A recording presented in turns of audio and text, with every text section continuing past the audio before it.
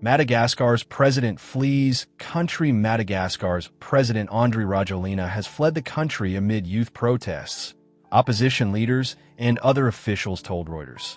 Rajoelina fled Madagascar on October 12 after army units deserted and joined the protesters. Opposition leader Siteni Randrianasoloniako said in a speech to the nation that he had been forced to flee for his life amid mass protests. He did not disclose his whereabouts, but said he would not allow Madagascar to be destroyed. A diplomatic source said the president had refused to resign. According to a military source, the president left the former French colony on October 12 on a French military plane. He was evacuated in coordination with his French counterpart, Emmanuel Macron. However, the French government has said it will not interfere in the country's internal affairs. Macron said he could not yet confirm reports that he had helped the Malagasy leader flee the country. He called for constitutional order to be maintained in the country. A military source in Madagascar on October 12, he said that a French military plane, CASA, had landed at Saint Marie Airport. 5 minutes later, a helicopter arrived and took the passenger to the CASA plane, the interviewee said, adding that the passenger was Rajoelina.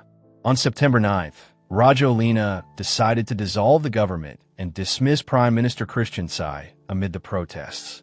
However, a few days later, he accused foreign forces of involvement in the unrest.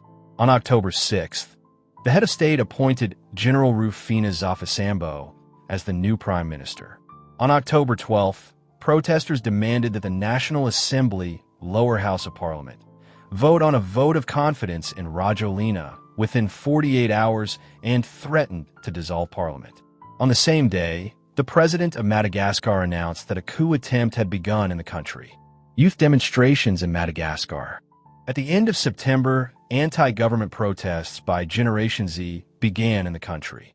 The protests initially took place in Antananarivo, where demonstrators protested against the ongoing water and electricity shortages.